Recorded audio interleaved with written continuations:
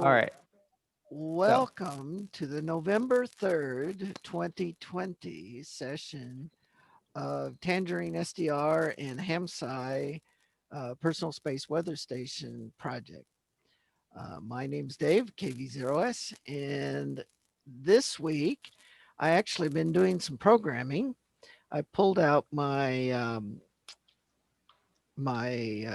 parts of my programmer and have been building a discovery tool. Just thought it would be good exercise to go through this, and then built a radio simulator and turned on all my HPSDR devices and IQ2 and Red Battaya and the simulator, and I found a bug in my uh, previous discovery code.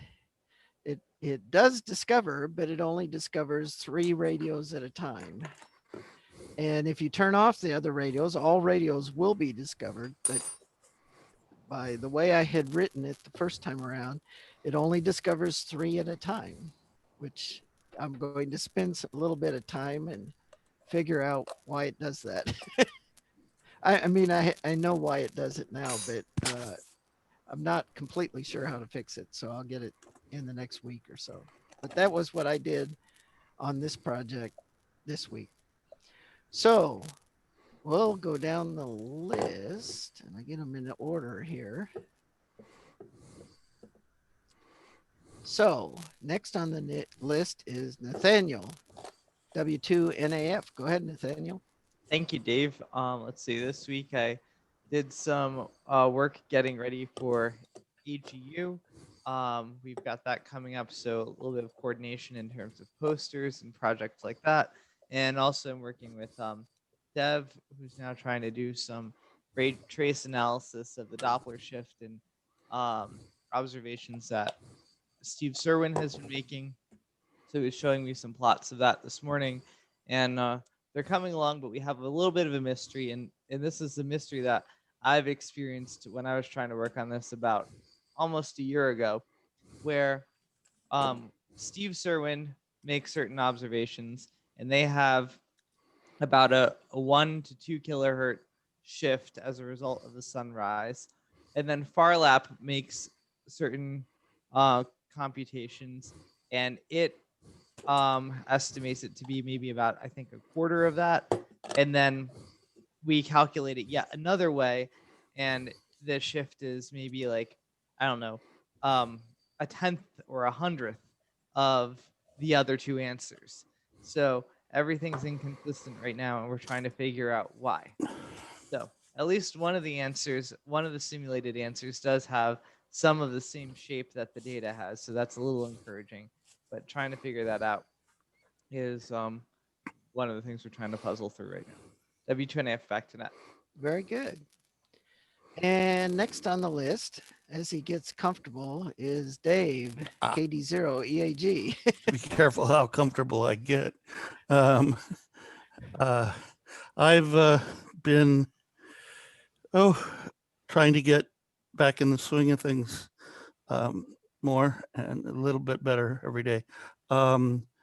Working on uh, checking out, trying to find out how many working prototype boards I have and fix the others so we can do more multiple parallel measurements and more investigation of the repeatability of the sensor. Been doing that. Been doing starting to write some code, playing around with some Python code for utilities to perhaps display some of the magnetometer data in different ways, just not because, it's, well, just for my own amusement, I guess, unless somebody has a use for them. And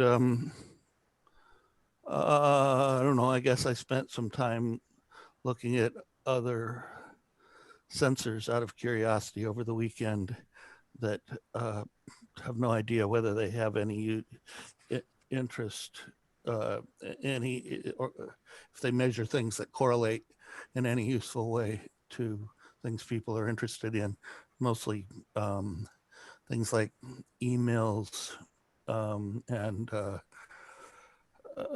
some extremely low frequency things. I really have no idea whether they have any application here, but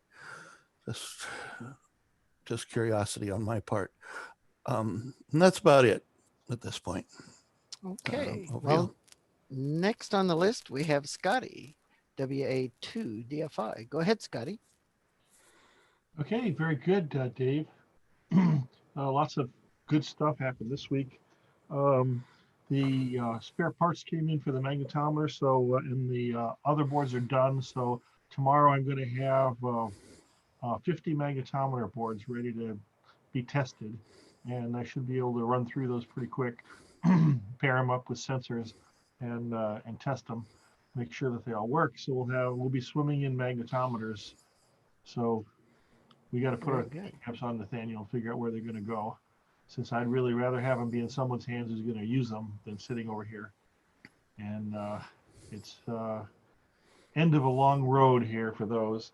Also, been working with Tom and John on the clock module. Looks like John has it very close to done, and so he's just doing some more investigation on some possible topological changes like single end versus differential drive between chips and things like that to see what the implications are of the noise that we get, the jitter and things like that. So he's still doing some more investigation. And I finished the data engine schematic today. So, Yay! well, it's not quite as heroic as it seems because there's lots of checking that has to be done now. Yes. So I'm in the checking. I'm finding a few typos, and then we'll be continuing from there. I'm going to build it. I already have an FPGA image, a test image that has the memory interface in it, the DDR3 memory interface, which will not compile because of the bug in the Quartus software. Intel has actually sent me a patch to Quartus that supposedly was going to fix it, but I tried the patch out and it did not work. So my backup plan is to switch back to Linux to do the FPGA development, which is not preferred because everything right now is under Windows. So I'm going to have two machines. I'm going to have the schematic on one, the FPGA on the other, and it's not nearly as seamless as you'd like it to be. But at least there's a path forward. And they're still working on fixing the patch. So we'll see what happens. And the thing is, I sent them my code. So they can run my code against the Quartus with the patch in it. So I don't understand why my code doesn't work. And I mean, I guess they tried it over there before don't you try something after you fix something? I mean, I would think you do that. So I don't know what the story is. I'm still waiting on that, but I'm not going to wait too much longer because I'm pretty much, once I get the schematic checked out and all of the interconnects right and no typos and sheet-to-sheet references all good, then I'm going to go back to the FPGA project and compile it with the pinout that I've selected and see how many bad things it's going to hit me with. And we may have to shuffle some pins around to get what we want. So, and in the free-for-all afterwards, I got a question for Tom, so I put that in the queue. Okay. Anyway, that's it for this week. Back to you, Dave. Fine business. And next on the list is Bill Engelke, and I know he's been busy. Well, thanks, Dave. Good evening to you. Good evening to the net. Yeah, I've been busy here. I've got a full complement of students now working on the central control system, and I had them set up the central control system prototype, which is a server in our UA server farm, and set it up so it can handle rsync connectivity, SSH, and all of that. I had them to issue me a token. I plugged that into my Tangerine localhost and found I could upload in continuous upload mode, which is what we call fire hose remote. So that works, and running at 48 kilosamples per second, I'm able to keep up with the upload, continuous upload through my DSL line. which I was pleasantly surprised by that. It seems that since we're using digital RF, the lowest level of compression compresses the data sufficiently. We can get it through this pipe, which is tops out at about 1.8 megabits per second uploading on DSL. So that I felt pretty good about that. That worked out pretty well. Also, finished up the version 1 of the local hosted data engine protocol, which everybody should have seen come in on the mailing list. And so that is ready for review and comment. And also I started working on the outline for the NSF annual report, collaborating with Dr. Atkinson on that. And so I have an outline for that, and I've written the first several pages of that. And I'd like to know whether I've got 8,000 characters or 8,000 words for each section. I've heard people say it was words, and Dr. Atkinson said today it was characters. So anyway, if anybody knows what that is, I'm interested. But anyway, but we're making progress on all of that, and continue to do little debugging things on the code, trying to get it as clean as possible before we go any further with it. So back to Ned. I will mention Bill also sent me some documents to put on the website today. So I have not put them up yet, but I did get them. So they'll be up soon, probably tomorrow morning or something like that. Okay, next on the list, we have Dan in for XWE. Go ahead. Good evening, Dave, and hello, everyone. I spent a couple of days last week getting Bill's code up and running, and I have it running on 3 different versions of Ubuntu right now. I'm not sure what that proves, but the one thing I did see that I need to ask Bill about when we get out into the free section of the discussion is Python 2 and Python 3. Right now, it's a real mess, and the Python package maintainers have really not made it any easier. It's kind of hard to tell. There are some differences in some of the modules between Python 2 and Python 3. So I guess what I need to find out from Bill is, are there any areas where you absolutely have to use Python 2? But I do have the code up. It runs as far as I can tell. I don't really have a red Pitaya to hook it up to make that work. But as far as the code compiling and all of the stuff coming up as it should, it's 100% on. I have a couple of things to do. One is to finish a script that I started that should work on just about any version, any full version of Linux. Maybe not, I shouldn't really say any version, because I'm sure that there are some corner cases where it's not going to work in some and it's going to work fine in others. But anyway, I'll try to get those things worked out.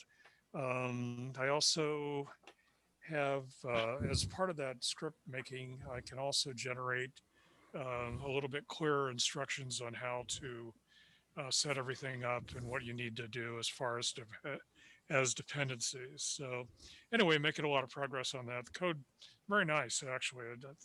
Bill did a great job on it. So back to you, Dave. Well, fine business. And let's see, next is David in 1 HAC. Go ahead, David. Good evening, everyone. Few things going on. I know we had a flurry of activity last week about VLF converters. I don't know where that ended up. We found a nice converter only to find that the factory had burnt up. But TI has some other possibilities, so I'm interested to hear if anything has been decided on that. As I had reported previously, I'd recovered an old magnetometer that used to be in Grafton, New Hampshire at Mike Trimpe's house. And I was able to power up the computer. It's an old Pentium 2, and it actually booted up and started displaying magnetometer data. So I have hopes of maybe having a working scientific grade magnetometer available shortly. But we'll see how that pans out. God only knows if I can get data out of it, but the software seems to be actually still working. The has just a CR2032 backup battery, but it still had charge in it. It still had all its settings in it. Wow. Sometimes these things, then on the other hand, I had one of my major computers decide to first blow its power supply, then blow its motherboard this week. So Oh. I had a little bit of work creating that. But life is exciting. This is a good thing. Talk to it. Back to net. Very good. And next on the list, we have Elizabeth. It's been a while, Elizabeth. Go ahead.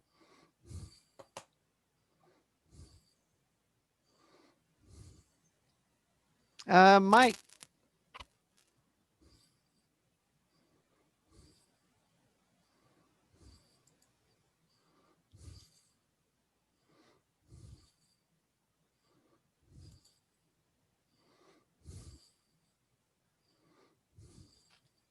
Just you can't connect to Mike. Okay. Well, hello, Elizabeth, and we're glad you're here. Okay, next on the list is James, KG4DSG. Go ahead, James. You got me? Yep. Okay. I'm just listening again as usual, trying to learn something new. I do have a general question for the open discussion later about the magnetometer. So I'll back out, back to the net. Okay, very good. And next is Jonathan, KC3EEY. Go ahead, Jonathan. Hi, everybody. I don't really have much this week. I was very busy with schoolwork. But as for the A to D converter, I was thinking about going towards the direction of AKM rather than TI, but I haven't really had any time to compare the two. And also, I noticed a email from Dave Winton about lightning detectors, and he was talking about that. And if he or anyone is willing to discuss that sort of thing, I'd be welcome to talk about it. I'm very familiar with Earth Networks systems, not necessarily their sensors or their hardware.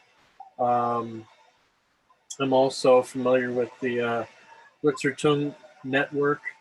I tried to get some hardware. I was put on a waiting list. There's like 6,000 on the waiting list, and I'm like 4,100. So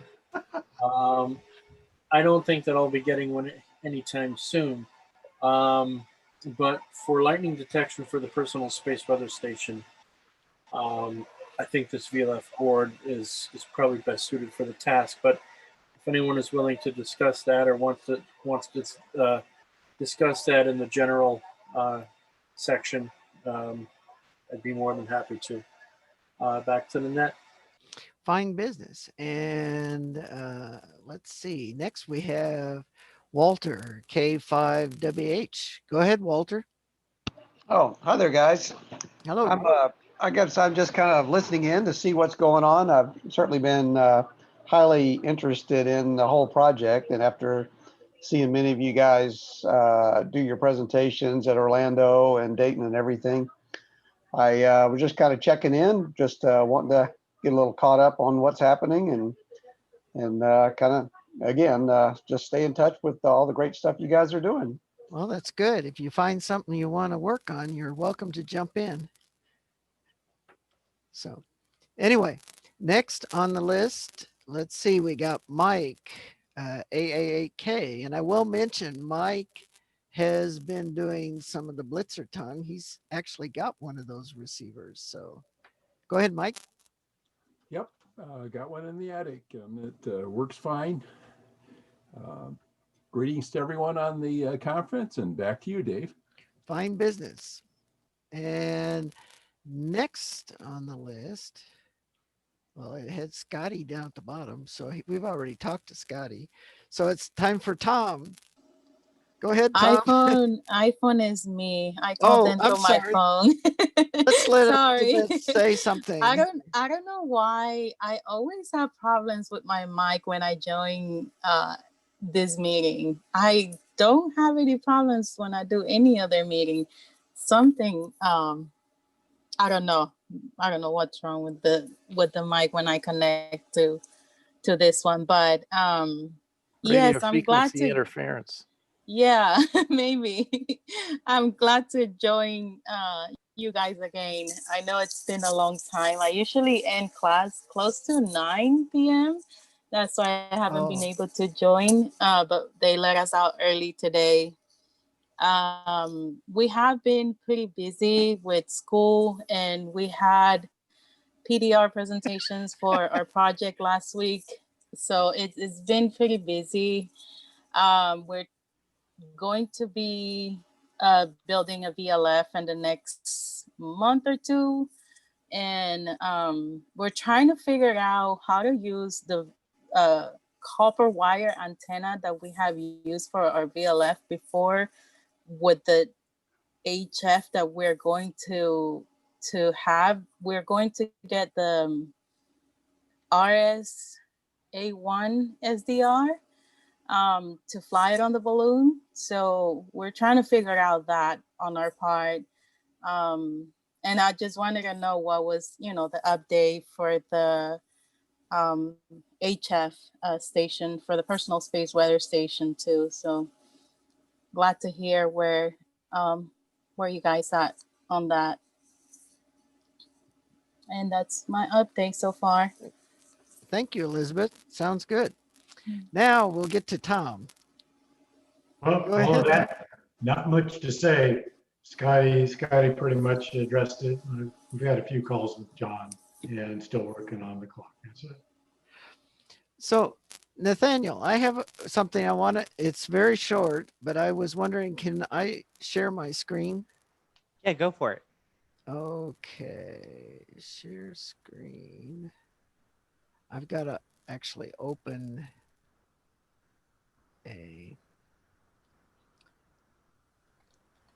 I found this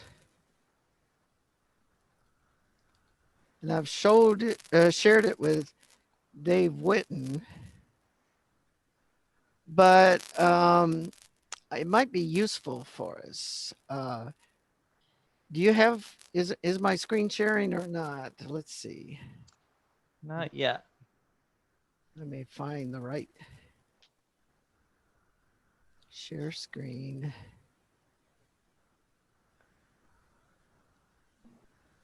Okay. So can you see it? Yeah. Okay. Yes. This is, I have a set of free software. It's mostly written in JavaScript, runs in a window, but it is a scrollable globe.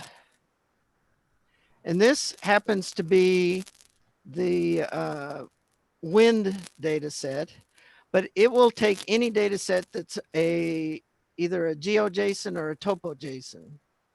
And so the one that is kind of nice is this one, which shows you both auroras on either end. So if we can figure out a way to convert data into a gridded GeoJSON or TopoJSON, we can display it on this kind of a site. This, I'm assuming it comes from, well, the guy who wrote it, he lives in Tokyo. but he seems to not be Japanese. And a guy from Google helped him with some of the JSON code. And I think he's been serving it from the cloud. You can take other projections. I like the globe, but you can do these other projections. It's very nice. But it seems like a good way to, so far they've only done, you know, this is the windy data set. You can do currents. You can do waves. This is all NOAA data. Chemistry, particulate, and the only one they have for space is the aurora. But I could see we could create a data set and display either things like whisper spots, or I have seen a version of this that actually shows some of the blitzer tongue in a viewer that's not blitzer tongue viewer. But anything that we could map spatially relative to the globe. You know, you could map like eclipse paths and things like that. Yes, we could map eclipse paths. This thing is partially based on D3. And I did find in D3 a calculation which was from the point of the sun. It showed what the sun can see at one particular point in time. And that was a kind of an interesting, but I like this one because when we use a Mercator projection, it kind of distorts the physical sizes of parts of the world. And this, yeah, you can Dave, get. do you know if this accepts data in the same format as Google Earth? Well, it uses it. The actual data set that it uses is called TopoJSON, which is something that Mike Ballstack invented. And Mike is the one who came up with D3 and the variants of D3. This is open source. The viewer is a web page that's open source. And I have the GitHub link for it. So I just wanted to let you know. I'm running the one that's in the cloud tonight. I'm not running it on my machine. But I thought I'd share this. And if you want to go see this, essentially it's earth.nullschool.net. And the nice thing is you can put in longitude, latitude here, and it'll start up, and you can, I have it zoom in, and the quality of the lines improves as you zoom in. that is very nice. So I think it has some potential for showing the kind of data that we're collecting. It can handle this stuff, which is wind vectors by tiny little pixels plotted. Now, the way he does this is the background map is SVG, but he creates a canvas for these wind vectors on top. And but what's nice is it maps to the surface. And for, I don't know if we have any European viewers, you can, the whole globe's here. And for Nathan. There we go. The real continent, right? That's right. Absolutely. That's right. So I just wanted to share that with everybody and let you know this exists. And I was looking for a way to map whisper beacons that was not in Mercator projection. So I haven't quite figured it out, but I'm working on it. Basically, you need the program uses TopoJSON, which is a variant of GeoJSON. There's more documentation on GeoJSON, which is a JSON packet with a value, a grid square, and a, you know, so you can make a little box and you can have some values in that box. And the stuff like this, they pull this Aurora data straight off NOAA. It comes off in a GeoJSON and then they convert it. Yeah, it's the Ovation model. Yes. Yeah, So- that looks really good. So if we can either generate data or we can easily do spots, dots and distances or those kinds of things. We could track eclipses, but I think it would be I like the tool because of the interactivity. I think it makes it more approachable and it's just a web page. Dave, I have a question. Yes. I think I know the answer, but it sounds like the data that is generating the information on the map is sourced from a remote site, but it sounds like it all has to get down to the local machine before it does anything with it. Is that your understanding? Well, yes, but it isn't. It comes in graduations of scale.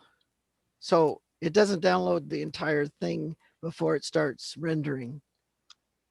So you could scale cell size. Yeah, I think what it does is basically some variation of a like a pyramid, a quad or octo pyramid. I don't know. Have you ever fooled with those? No. Oh, and I work in a lot of this kind of GIS stuff, and it's basically a very efficient data structure for widely dispersed data like this. The only other comment I'd like to make is this would be a great front end to the data store that's going to be collected if you could go in and select a date. But my concern there would be if it has to suck all the data down before it does anything, you could be hitting on that server. Well, the thing is, what is displayed is TopoJSON, which is very efficient. It will display GeoJSON, which is less efficient, but it's still just a JSON packet, just like. So Dave, then the data that produces this Aurora, it's just a file, JSON file, right? So how big Yeah, is it? and if you go to NOAA. So can you see how big they are? Let's see. I think I'm trying to remember how I got there before. So it works very similarly to the way like Google Earth would work. Yes. So there is a place. Maybe it's in the other. There's not that. There is classic and there's two types. This is one version. How updated is the data that's in here? Is it? It's not live data, right? Is the it? Aurora is within 3 hours. It's coming straight off the NOAA's Oh, cool. source. Wow. So it says now, but that's the grid you're mapping. Oh my God. And that's a lot of data. But it's a very efficient format for this kind of thing. And you know, it is running this is running in JavaScript on your machine. So the graphics are generated out of these compressed files. And so your server is not rendering on each machine. It's just sending the data and the information. But the Aurora comes out of the NOAA webpage. And if you go to the Aurora webpage, there's a link there to the JSON data. I'd be interested to see if there's a convenient way to map from Maidenhead grid squares to the grids on this Yes. projection, because So I have written another, of course, there's lots of these, but a Maidenhead to longitude latitude converter. And so it shouldn't be hard to do that. But so this uses lat long. it uses lat long, and I think they're tenths of a degree or something like that. Okay. I've only looked at this for about a week, so I haven't figured out all the little details, but it looks very doable for what we want to do. Yeah. And this is open sourced version on GitHub. I've got the Maidenhead grid square to lat long conversion in both directions, like 4 different languages. So that's not the hard part. It's just knowing what they require here. But if it's tenths of a degree, that makes it easier. Yeah. So it's a finer grid than the Maidenhead grid. Dave, could you post the GitHub in the chat if you have it? Okay. I will. Appreciate it. I think this brings up a really good point too, in addition to just the data visualization, it'd be good to get more people thinking about what sort of data, ham radio operators would really want to see or find useful for ham radio operating. Well, if you could somehow take Whisper and generate connectivity surfaces, and then plot that, now we have a bias sample because our major points are Europe and North America, and the rest of the world's much more sparse. Right. So you'd have to somehow weight the number of hits based on the number of stations in an area. But you could convert that connection, the mass of connections, into kind of a heat map that then could be put on this. Yeah, I think that would be good. The other thing that I'd like to bring up again and get some feedback on is how will this system perform in the presence of a ham radio station that's running at, say, like 100 watts or full legal limit? So how are we going to make the personal space weather station coexist with people who are transmitting and working DX? That was my question I wanted to ask is the magnetometer going to be affected by a nearby RF transmitter? That's a good question. Well, I'd say the likelihood's a lot less than your receiver being affected by, especially if you're running some power, because you're going to have to keep the antenna separated or keep from saturating the ADC on the receiver. If you don't, then you're going to get garbage data. Yeah. So we need to make sure we weight things. I mean, we qualify things with the overload of the ADC, right? So if you're getting an overload, then you need to mark that somehow in the data, or invalidate the data, or do something.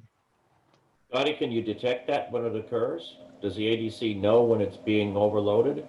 Yeah, it has an overload pin. So Yep, it sure does. And we feed that across with the data. So on every sample, we get an indicator of whether that's valid data or whether that's out of range data. So I'm going to stop sharing. I can't see the chat. Hey, Dave, we have a new member, our new attendee, Martin. I invited him to come and visit with us. He's an FPGA guy. So okay, very good. Welcome, Martin. Yeah, good evening, all. Sorry I can't stay too long. I've got a net in about 15 minutes, but just bad planning. I'll have to move that. Sounds interesting. Look forward to working with you in the future. Oh, Lucia, let's try that again. Please fix my problem. Thanks, Martin. Yeah, so Dave Martin is the guy that I met at Hamcation. Oh, okay. So.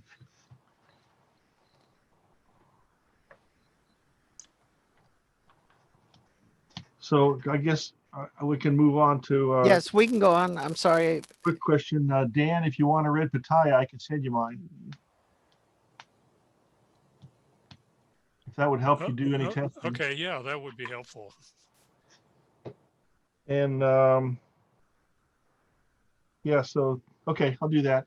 Okay. I think it's an older one, so I don't know if it's. I think it's maybe the 14-bit one. Well, I don't think it makes much difference for what I want to do anyway, so that'd be perfect. Okay. Yeah, Dan, you've got some development to do if you want to connect it up to the Tangerine localhost code, because I don't have code in there that I know that you and Dave are going to work on doing that, but you can't just plug it together and have it work. Right. Understood. Okay. There is a open HPSDR protocol 1 driver available for Red Pitaya. Yes. And I am detecting both with Bill's code and my code. I'm detecting that radio among my other HPSDRs, including an IQ2. So I have a question for you, Tom. This is more like a memory test. But in the checking, since I finished the data engine, I'm going back to check the pinouts of the connectors. And I went back to the RF module, and I'm horrified that the connector pinout doesn't resemble anything that is what's on the actual RF module that we laid out. Now, do you remember that?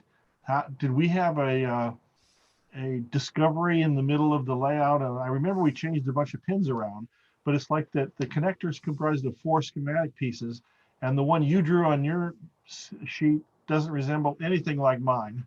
So I'm trying to figure out how I'm going to fix this. I think I need to take the one that you have and import it. Okay, I mean, yeah, I handed it off at about X11, and there were like 5 major changes past that point. There was we just moved some clocks around, right? Okay, so I've got XA12 here printed out, and it's in 4 separate connector pieces. So the schematic, we broke it into 4 connector pieces around about XA6 or 7, I think. Right. And the problem is that the 4 connector pieces on my schematic aren't even the same size as the ones on yours. So I'm just kind of scratching my head and going like, I thought we collaborated on this and we made them the same, but they don't appear to be the same. So, and I don't want to go in and it's a major effort to change it, and I'll do it, but I want to make sure I'm doing the right thing and not going down a rat hole and changing something that's going to need to be changed back. Well, I sent you all the files and all the library parts and everything. Yep. So okay, so at that point I have no idea. Well, it's the division between the parts is completely arbitrary on the schematic. And I mean, we could splice them any way we want, and they could be different on the data engine on the RF module, although it makes more sense to have them look the same, because then you'd have some confidence that, you know, pin 1 connects to pin 1 and all that. But I look through and it looks like the ground pins are on different pins and the clocks are on different pins, and I'm going like, okay, I probably drew the RF module connectors early on, and then you changed it for a good reason, and I just am behind. I'm guessing. So. Well, yeah, you were the last one to change those connectors. You changed them at least 3 or 4 times after I finished the schematic. So as last I knew, you had the current version of the connectors. And I sent you they should be in the CAT package. I sent you XA14. Okay, I'll have to. That should be, because I know that Dave, our CAD guy, he runs a netlist compare on the schematic versus what's on the Gerbers. So undoubtedly, what is on XA14, the one I sent you, the DSN I sent you, that's correct. Whatever pin connections are there are correct. I'm just trying to think back to when it changed so radically like that, and I just can't remember. Okay. So maybe you could remember something back in Rev 6 when we made the change. I've got one with the really old connector, but I've got a printed copy of XA12, and it's got the 4 pieces. The 4. I'll look at XA14. My recollection is it's pretty close to XA12. Yeah, and I think too. I was looking at XA11. It's pretty close to. But we moved a few pins around, but we didn't do anything major. But if you look at the at mine that I'm working on now, it's radically different than XA11 to 14. So I guess I've got some of the old revisions. I can look back at those and see if they matched originally, because I think I really basically said change it however you need to, and I'll just follow you. All right, so I have XA11. My recollection is you made major changes to the connectors around XA12 time because of data engine things, and I think that you completely changed all that. Okay. And I was trying to keep up because they were the changes.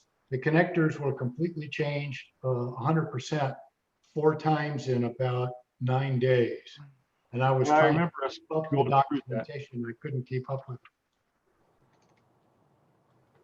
Well, so here is. Hold on a second. I can share. Can I share my screen, Nathaniel? Yep. Share screen. Okay, so this is the connector as I have it, and you can see that this is one body A, this is B down here, C to the right, and then D is just this little clock and power. And oh my gosh, this doesn't look anything like what I've got on any of my drawings. Right, and that's what when I saw this, I freaked out. I go, okay, now my brain is totally drained here. I don't remember changing this. Okay, yeah, yes, you did change all of that. The J9A, well, you have it as P2. It's J9. Right. Oh my, okay. Well, it would be P2 on my board because it's a plug, and then it would be a J on your board because it's a receptacle. They meet together. So is this the data engine schematic? This is the data engine schematic, not the RF module. Okay. No. That's why I'm saying I think the RF module XA14 is the golden one that matches, because that's the one that the CAD guy used. And I mean, we follow that process religiously, but now it's time to marry them together, and I got to make sure that the connectors match. Okay, now I documented all the connector pins in the receiver module document that's on the web page. Okay, is that up to date with? I changed that. There's a track of the revision notes in the revision field of that document. Oh, good. Okay, perfect. I will go there and look at that. Just go to the web page and grab that. Okay. And I'm looking at see what I have for RF modules as far as old schematics that I got from you. And I have lots of them. I have back to low digits, XA135. So I can go take a look at those also and see when there was the major change. Okay, I think I have, well, I don't have a printed copy of the current document, but it's on the Tangerine SDR website. Let's see, it's called the interface control document. And it's now at version 0.5. And the note on April 20th, there was a complete redo of the MEC 140 connector and all component references based from schematic XA12. So the connector changed totally from XA9 to 10 and totally from 10 to 12. Okay, and what was the date you said? April 10th, 2020 is when I documented it. Just go to Tangerine SDR and pull the ICD for the receiver module, and it's got the history. Okay. I'm just looking back on the schematics that I got from you, and because they would reflect the old. Okay, I have schematics of XA9, XA12, and I don't know whatever happened to 13. See, I see XA8 I have is April 4th, and XA9 April 18th, and XA10, oddly enough, earlier than April 18th. So okay, I I've got XA9 is the folder on my CAD is March 7th, XA10 is March 11th, XA12 is April 18th, XA13 is August 22nd, and XA14 is Yeah, August okay. 24th. So this And- makes sense now, because if you look here, this is XA9, and the connectors look like mine. Okay, with the little bitty one here. Okay, good. Okay, that's that. All right, I understand. Okay, now. all of that, yeah, that's well, you know, it's been Just, almost. you know, I haven't in all the time I've been working on the data engine, I haven't really gone to the RF module connector page and updated anything. So we made all this change to the RF module, but I didn't track it back to the DE. So now I've got like you know, 6 revs back on the data engine, which is easy to fix. Well, not easy, but it's fixable. It's just that I hadn't looked at it in so long. I was expecting move a couple of wires, but that's not the case. Okay, I tried to keep it up. So I'll pull the ICD. It's got all the connector pins defined in the ICD document, and check that against XA14. I think when I left them, I think they were all consistent. Well, if anything changes, it's going to be changing us to match the radio board RF module, because it's already done. Okay, so do you know what version of the schematic was used to do the layout? Yes, 14. Okay. The latest one. That's been checked against the schematic, against the Gerbers. Okay. And that was the one that I sent you. You requested it a while back? Yes, right? yeah, because I was like 2 or 3, but at the point I got 14, I hadn't seen 13 or 12. Okay. Okay, very good. That clears it up. Thanks. Okay, like I said, pull the ICD document first thing. I will do that.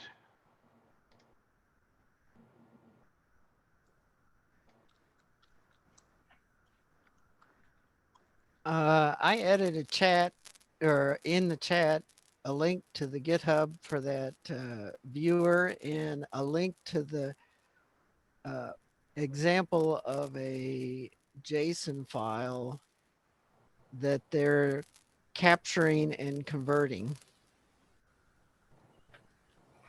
And that JSON file is on the NOAA website.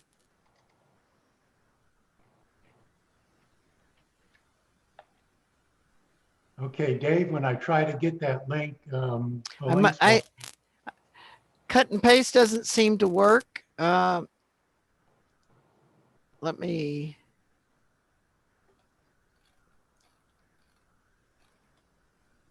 Let's see. Let me share my screen again.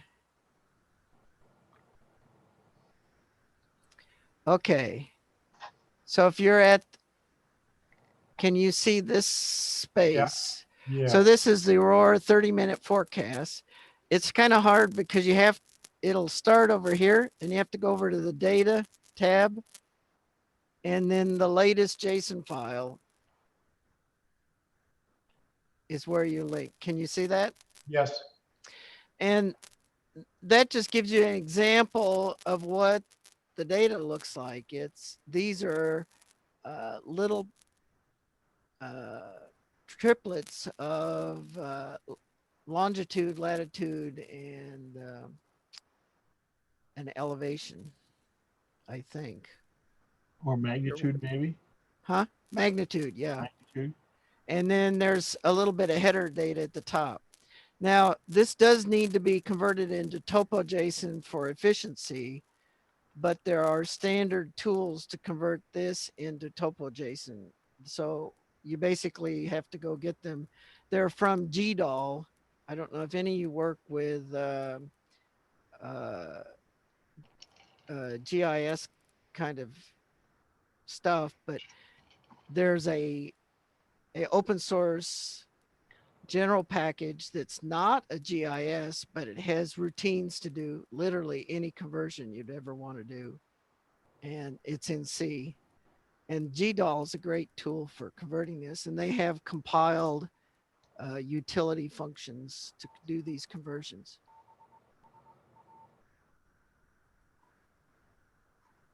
But this is where the data is coming from that's being displayed as the Aurora.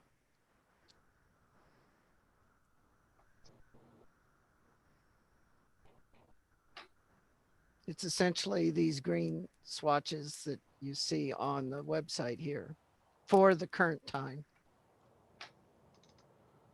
So I just want, somebody asked about what kind of data and how much it was. It's fairly thin for what it is.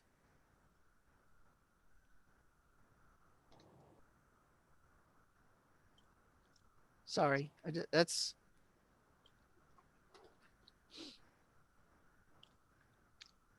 Yeah, Dave, I'm the one that asked, and it looks like that the link to the JSON file's got a spelling error on it. It's SWPC, not WSPC. I was trying to copy and paste and it wouldn't do it. And I didn't want to interrupt the other discussion. Yeah. But the rest of it's right. Scotty, can we talk a little bit more about how we might be able to make the system compatible with people who are transmitting as well? Sure. I mean, I think it's basically just keep the RF out of the antenna port, but I mean, that's the simplistic answer. But I mean, they'd probably want to quantify how much RF is allowed, is okay, and how much isn't. Yeah. Because So- I mean, I'm having people asking me, like I got an email from N5PA just last week saying, you know, how am I going to use this in conjunction with my 1.5 kilowatt station, you know, Well, on so DXing. Tom, what we can do is can't we qualify the receiver to say, you know, so many dBm is the overload point and stay below that? Oh gosh, there's a lot of difficulties here. Yeah. Yeah, there's an electrical specification on the receiver, but you're now into how much isolation do you have? You know, how much coupling is there between transmit and receive antennas? Is there coupling through power cabling? There's any number of those kind of things that may end up being quite important. Type of antenna and orientation. Yeah. I think that'll control coupling. I don't think we'll resolve this tonight, but I think it's something we really need to start thinking about because we get that question a lot. You know, we've been getting it at the Tapper meeting, getting emails about it. But you know, realistically, the short answer is treat it like any other HF receiver in your station. Yes. And if you're overloading your ICOM, then you're probably overloading us. So if you can make your sensitive station receiver operate in the presence of the transmitter, that with the same antenna and feed line and power supply and all that, you're likely to be pretty close to okay. But I think we should be able to provide some additional guidance because I think one of the differences is that, you know, when people are just operating, you know, I think we're kind of imagining that we're going to have this thing as a set-top box that's going to be operating 24/7 at the same time that someone, you know, wants to come in and use their shack. So how does that work? Because Well, so part of it could be just informing the person when we detect an overload. I mean, that's the easy way to say, okay, you did your best, you got them isolated, but we detected whether it's overloaded or not, we'll tell you. Mm-hmm. But how does that help them? I mean, the answer is to stop transmitting or disconnect your receiver from the antenna, which means you're not going to be collecting any data during that time. Yeah, that would be the most logical. Just pretend it's field day. Right. How far apart do you have to put a receiver and an antenna away from a transmitter so you can operate it during field day? Well, it also depends on what you're monitoring too. Yeah. I mean, if you're monitoring 80, you know, 2.5, if WWV frequencies but you're operating a VHF contest or you know, a lot of stuff on 20 meters, then maybe you don't. I mean, this kind of ties into a question of what antenna we're going to use, and that's really not nailed down yet, is it? My experience has been that if you have a transmitter close to the receiver, you end up needing to put bandpass filters in the feed line of both at the transmitter and at the receiver, because if the transmitter's got a lot of wideband noise, it's just going to wipe out the receiver, even without overloading that receiver.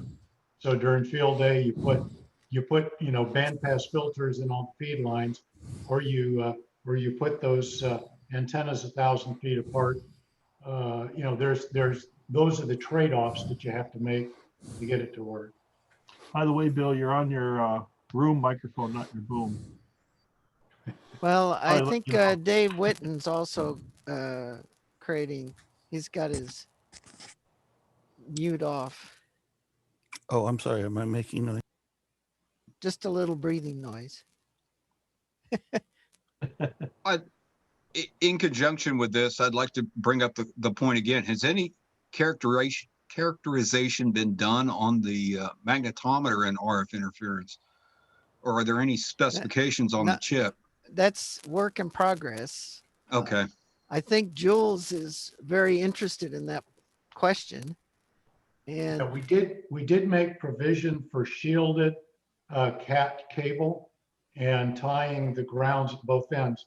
We did that initially to try to minimize radiation from the magnetometer cable so as to avoid causing spurious receiver artifacts. But for all the good that it does in the receiver, it probably helps just as much in preventing the magnetometer from being overloaded by a transmitter. Especially if it's buried. That's not a question, though, that has yet been considered by Jules or anyone, I don't think. It's probably something Jules would be very interested in, but I'll have to talk to him about it. Well, it's maybe a question we can get an answer to when we have more magnetometers available, which is coming up with you fixing yours and the production ones coming out. So that will help for sure. So I think we do. I think we really do need to spend more time thinking about, you know, how is this thing going to actually live in the same place as someone who's, you know, operating HF on a routine basis. And this was kind of a shortcoming of the HPSTR project. We did all the board designs really nicely, but we didn't really do system design very nicely. Mm-hmm. So one thing is, I would say that if you're running a mega contest station, you probably don't want to put one of these right there. Put it at turn it off when you're running the contest. Or turn it off when you're running the contests, but Well, or put it at your grandmother's house or something like that. Where well, maybe we can think about this a bit more though, and try and come up with some more creative options. Even if some of it is like, okay, we you know, notice an overload, and we mark it down in the data that data is bad. Then well, I was wondering, Bill could maybe put. I'm offering Bill's work, but maybe there could be some way to detect basically just noise that you don't really want to record. Yeah, because part of the problem is, I mean, I would get on every IQ sample or every ADC sample, I get an indicator whether it's overloaded or not. But when you see a 48 kilohertz stream coming out, well, that's comprised of many, many, many samples and, you know, decimated down. So where do you turn the overload on? Where is the bad section of data? I mean, it's a little bit difficult to say, well, should you throw out the whole thing? Should you throw out how many seconds afterward or how many clocks afterward that takes that bad sample to propagate through? And maybe if you only get one or two bad samples, maybe you just ignore that. But if you get a whole bunch of bad samples, then you've got a problem. That only works for the case when the receiver gets overloaded. If the transmitter has a lot of phase noise, it'll just raise the background noise level 20 or 30 dB, perhaps without even overloading the receiver. How do you determine that? Yeah, I don't know the answer. Well, maybe that's post. I'm just thinking about storing a bunch of data that's not worth anything, but there could be some post analysis to filter some of that. Yeah, so, in my view, you almost have to go through a station characterization run. So you have to ask the person with a transmitter, okay, transmit on all the different bands and all the different frequencies and antenna combinations that you plan to use, and see what happens to the noise level on the receiver. Yeah. Each of those cases as compared to the null case, and then see if there's any effect. If there is, you're going to have to go through mitigation procedures, and if there is no appreciable effect, or some bands are not affected, then you may not have to. But ultimately, the problem is a complicated one. Yeah, and you can't just look at the noise floor, because the rising noise floor could be a natural phenomenon that you actually want to measure and not. But typically atmospheric effects don't resemble CQ contest in the noise signature going up and down. Yeah, there's definitely going to be differences in the signature. Is there a possibility we could make some sort of a TR switch that you could stop recording when you're transmitting? Well, right now the receiver has a couple of relays in it, 2 to select attenuators and 1 to select the onboard noise source. And so when you select that onboard noise source, you're disconnected from the receive antenna. So you should just measure the 5 dB ENR or 10 dB, whatever we choose to make that value. That noise source completely decoupled from the receiver. So it's in essence like disconnecting the receiver. Yeah. It would be interesting to see if we could characterize that in the data and say, well, when you get data like this. Do you think Tim Duffy might have some good ideas on how to? I would think he'd have a big. Maybe we should ask him. Anybody who has a multi station. Well, you know him pretty well, so. Yeah, no, I can definitely ask. Yeah, I'm sure he's undoubtedly gone through the mitigation procedures. Yeah. But and a lot of them are probably getting the antenna spaced far enough apart. Yeah. But wouldn't you think it's possible that if we did a band scan, like on HPSDR, they have a 30 megahertz wide band scope, right? So you can't demodulate this data, but this is just to show the presence of signals. Could we use that to determine when extremely high energy signals came on within 0 to 30 megahertz, that we could maybe identify that as a potential your data is not accurate? I mean, the more automatic we can make this, the better, I think. Well, it's like the HPSDR wideband scope.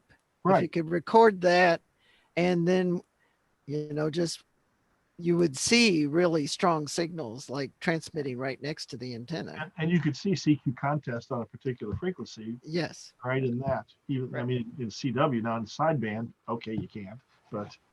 Well, another thing you can do is you can send. I'm sorry, this microphone is not working. I have to use. Oh, it is. It seems to.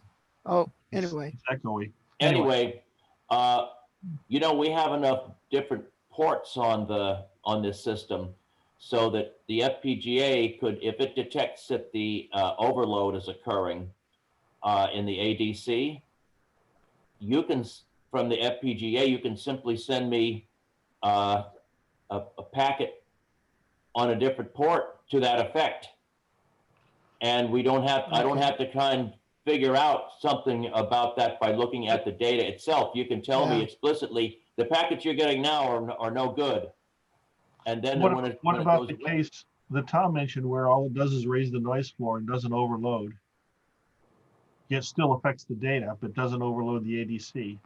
Well, I mean, it's a question of whether you can detect it, but I mean, whatever you can detect.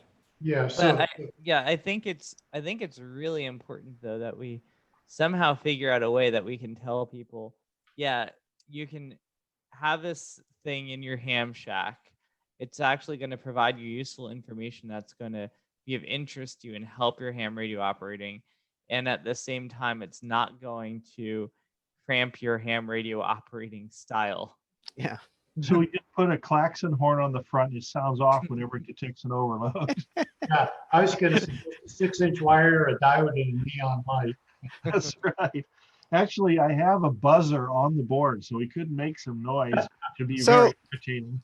Scotty, we could do Bill's idea where you have a 1 or 2 second delay on their CW and then when it overloads. I'm just thinking of a big sign on the front that says bad data and it lights up, and then you know that's it. You don't get anything good out of it after that. Well, yeah, I mean, you can do that. I mean, that's the software can do that. The question is, how are you going to detect bad data? I mean, as Right. you say, ADC overload is pretty clear, but other Right, things, but noise floor raising, not so clear. right? Nathaniel, Yeah. I'm going to make an assumption here. I'm going to assume that anytime somebody transmits, the data stops coming from the weather station. That's the assumption. Okay. Mhm.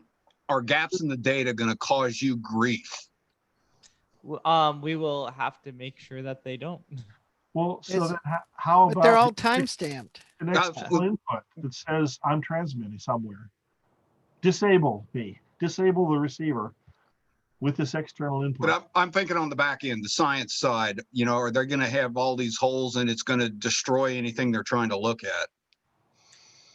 I would say, in some ways, it's certainly undesirable, but is it going to ruin things? No. I mean, if you look at what we're trying to do right now, if you look at any data set we have right now from HF, if you look at SuperDarn, you look at ionosons, you look at incoherent scatter radars, all of those data sets have gaps for various reasons. There's even gaps in the satellite data we get from NOAA and NASA. Yes. Yeah. Well, isn't that part of the protocol? If we get an overload on the ADC, you could put NAN values in and say, this is a gap. It's not. Yeah. Probably. So I But mean, to yeah. get So that- I mean, the simplest solution might just be having it set up so that when you're transmitting, it's a gap, and we know that there's nothing there. But on the in between parts where you're not transmitting, then it's pulling in good data. It's making spots. It's listening to ionosons. It's listening to WWV. Scotty, could you have a push to talk signal coming into the data engine that when the station hits the push to talk line, it sets a logic level on the data engine, which zeroes out the samples or something like that? If we could do that, Mark, it's the same as we can make it the same as an overload.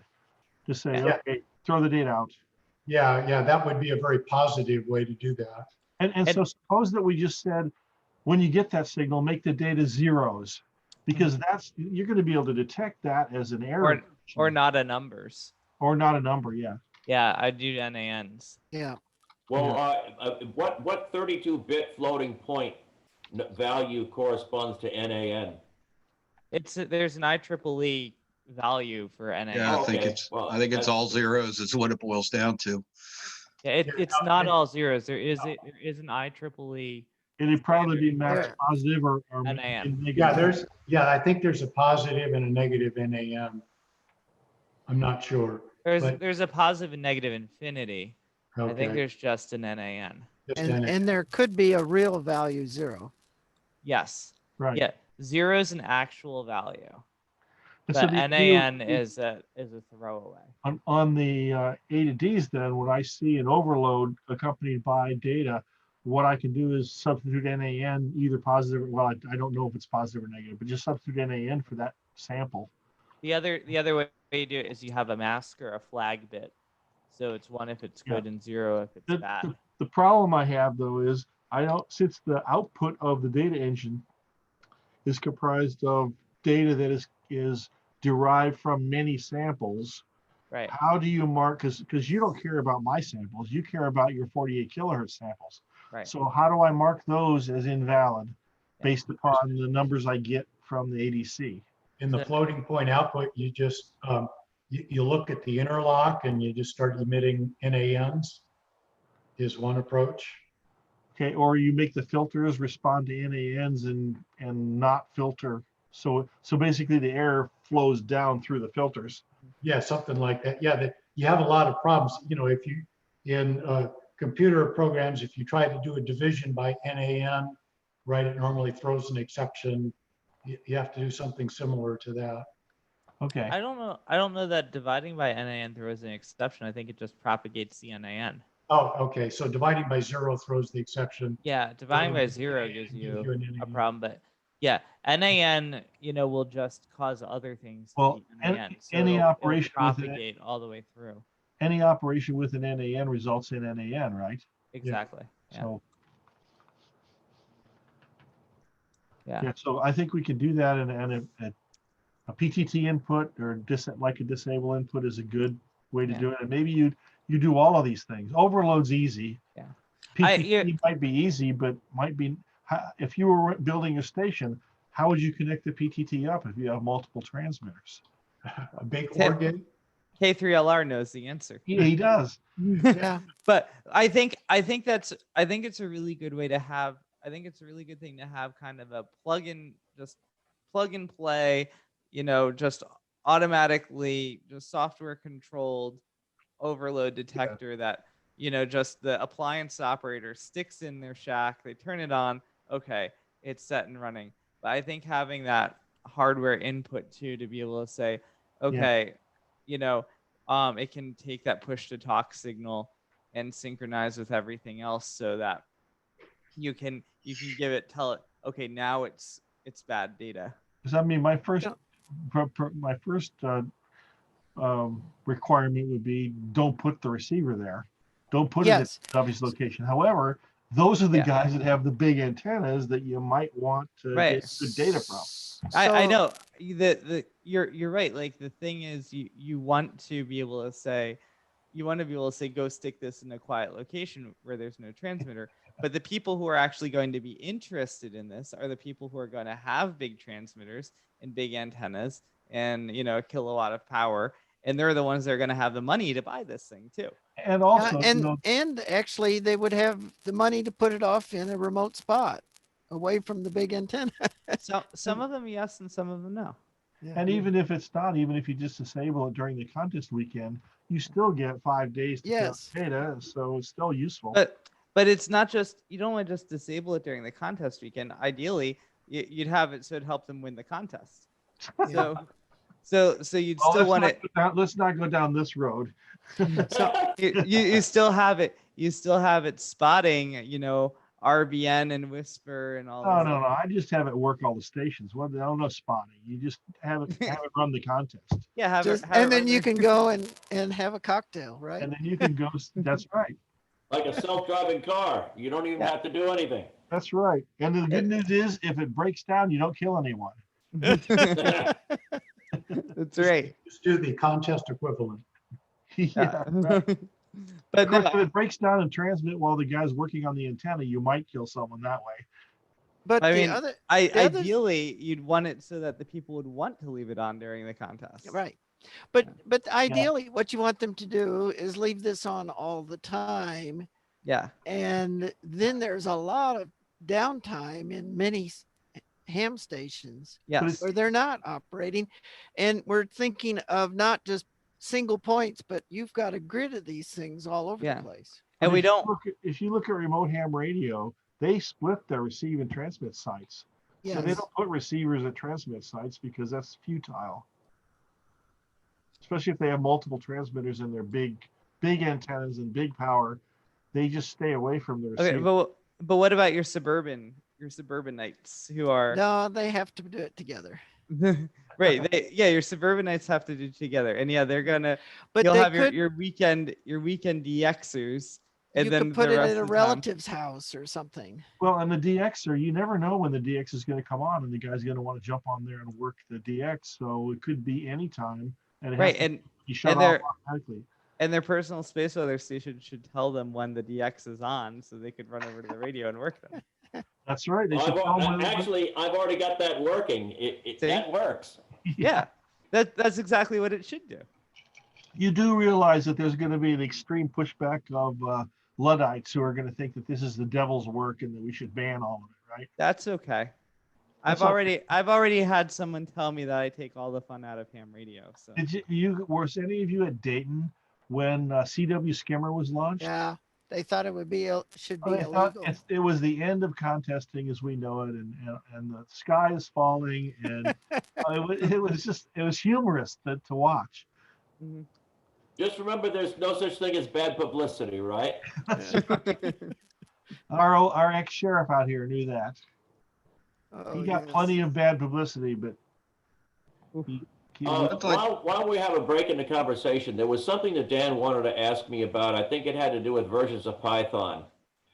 I am not aware of anything in my system that depends on Python 2. I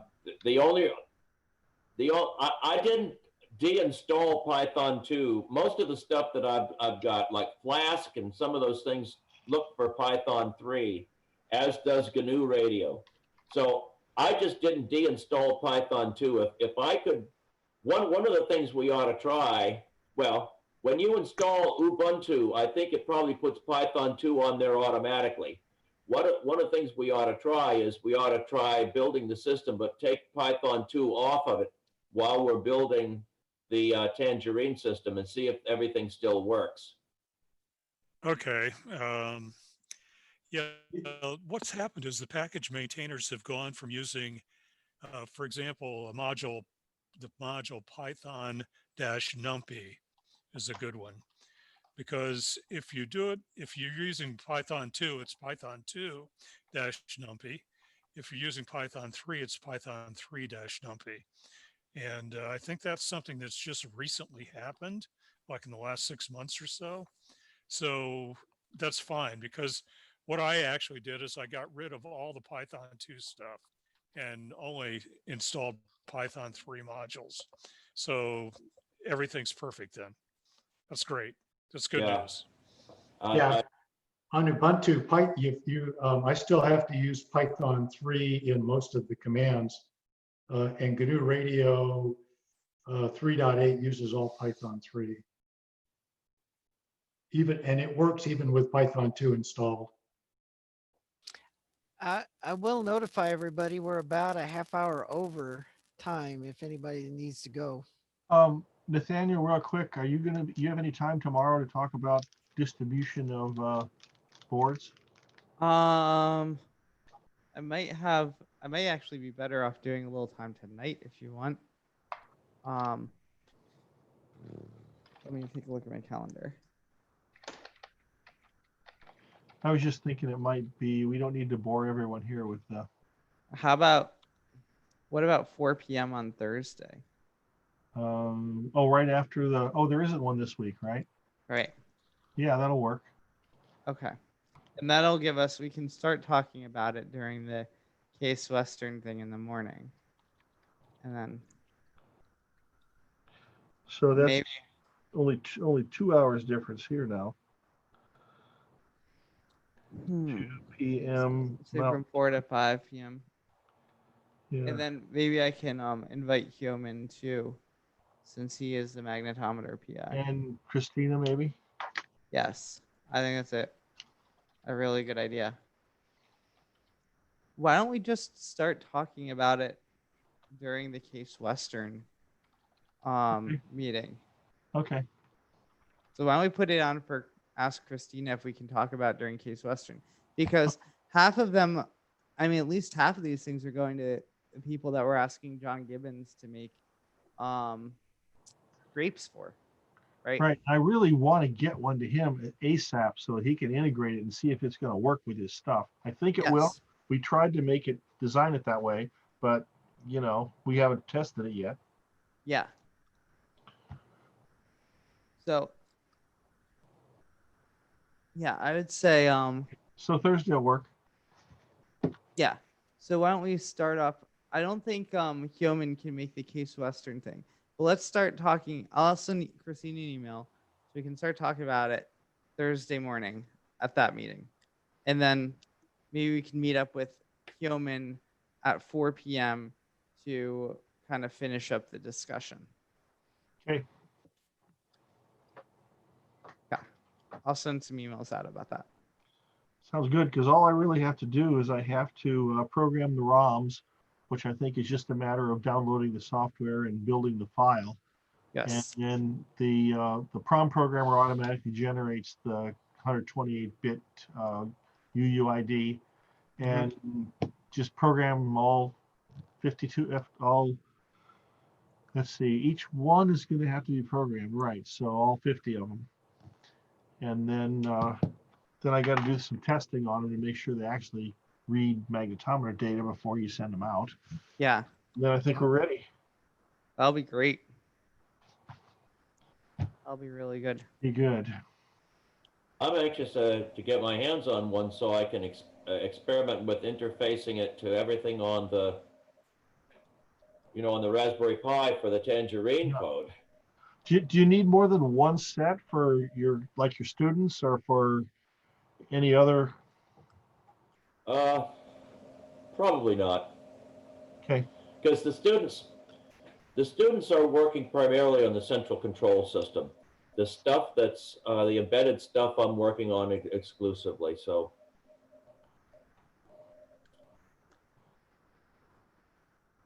Okay. If I could get an edge in word-wise. Go ahead, Dave. For a moment. Jonathan had kind of reacted to my interest in some other sensors, and I'd love to talk to him sometime. Probably not now. I'm pretty tired, but we can chat in some way, shape, or form. Yeah, are you talking about the lightning detectors? Yeah. Yeah, it's interesting. I picked up on that because I just had occasion to go back and search for the old Scientific American amateur scientist article that I had picked up on when I was a kid for a lightning detector. Huh. It was 1963. Forget which month, but it's it used tubes, but it had crossed loops and a electric whip, and it could tell you what direction it was seeing lightning coming from. It's not in the old compilation volume of. Oh, I expect it is. Is it? I think I have a copy of that on my shelf somewhere. Yeah, look at that. Well, there was one company here somewhere, but there was one company in Britain in Bristol that had that has a sensor they're marketing that works in the 1 to 47 hertz window, I guess below 50 hertz. And they claim all sorts of good things for it. I just stumbled across it. May 1963. May 63. Yeah, I'll look for it. Yeah. How to locate a thunderstorm and track it by detecting the radio waves it generates. Amateur scientist. Oh, I love those little things. Yeah.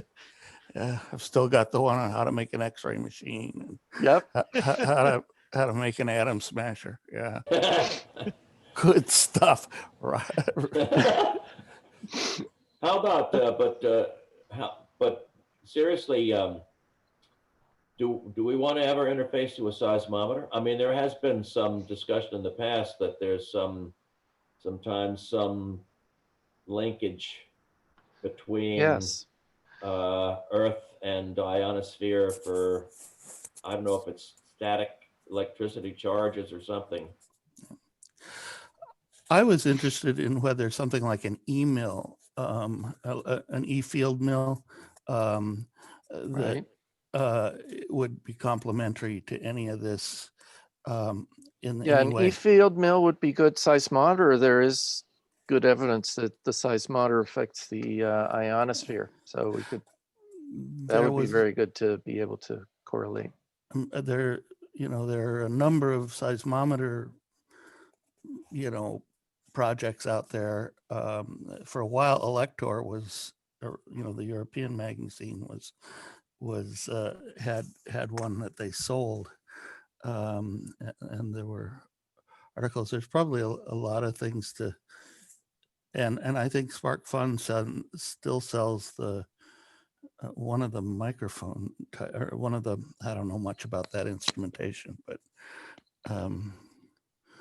there's stuff out there about that you could explore. I was going to ask people on here too. I was looking at that ADC that David sent out, that TI ADC. Yes.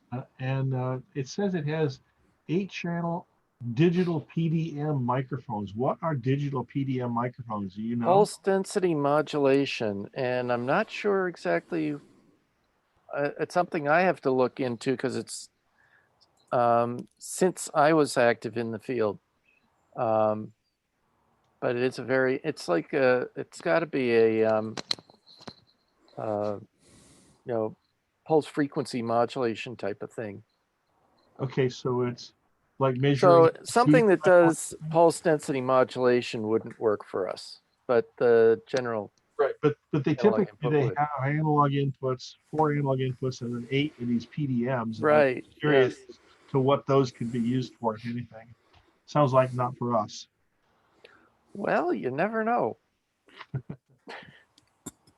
That sounds like a future project. That could even be a seismometer. You never know. But the TLV 320 ADC 6140, that's the one I've been looking at, and it looks, and their factory hasn't burned down. No, it has not.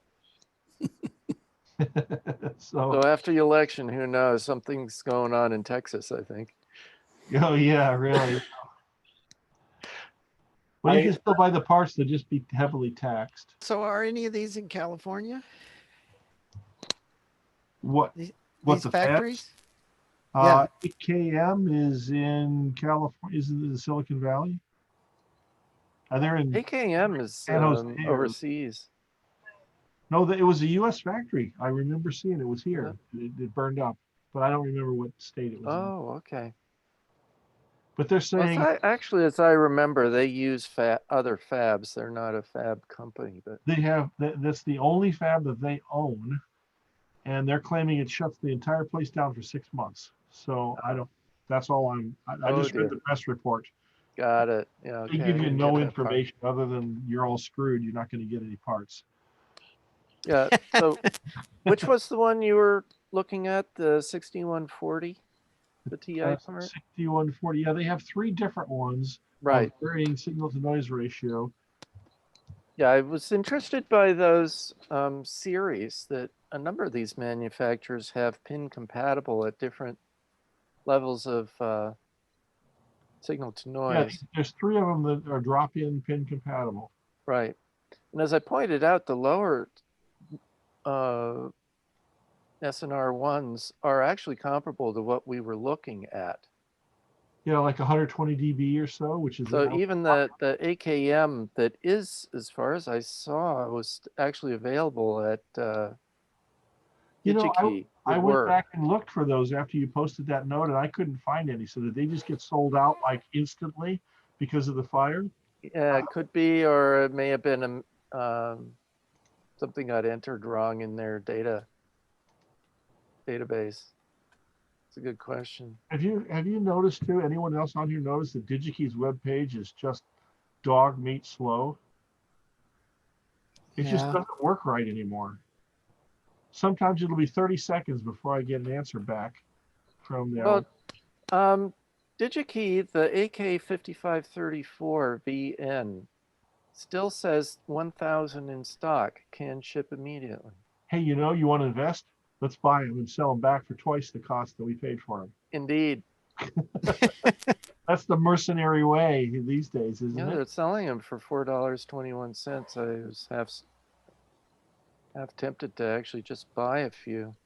Well, I wish we could get a hold of the board, but yeah, so the 6140 is in quantity of 100 is, who knows, it's about $10 in onesie. So it'll be under $10 in quantity, which is comparable to the Cirrus part that we were looking at. Right. And So I that's the put up- high performance one. There's like a 3120, which is lesser performance, but I don't know what the cost is of that. I It put seems up to a work link exactly to the same, but it's an got, article about the fire. yeah, was it a US fab? It was no, it was in Japan. Okay. Yeah. Oh, That's what I thought. But it said that's their only fab, right? Yeah, At least I didn't until read now. that, but it could be.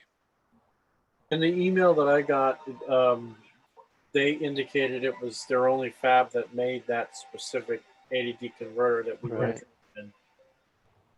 Boy, talk about letting the smoke out. Yeah. Losing the recipe, right? I mean, geez. Very inconvenient. But also, as I mentioned, I've worked with TI before, and they I think work well with students. They won't sell me, as a member of academia, they won't give me any samples, but they Yeah. will talk to the students. So you Well, students ask for samples. I had trouble asking for samples about 2 years ago from TI as a student using my student email address, and they would not do it. I had to be somehow on some sort of list, and Yeah. I could get on the list. Yeah, well, I've been able to get eval boards out of them by working, having it set up as a student project. Wow. Okay. But yes, you do have to go through their university office. Oh, all right. I can probably look up who I was dealing with. I'm going to say 73 and see you guys next week. Sounds great. Thank you, Dave. Very good. Yep. And Scotty, I set up that meeting for Thursday and emailed Christina. So Okay. We should be good there. Yeah, Nathaniel, that was a talk that you had set up about seismology and earthquakes in the ionosphere, wasn't it? No, I didn't set No? that up. I'm trying Wasn't to that a remember. Tapper talk? Yes. I'm gonna stop the. Hold on.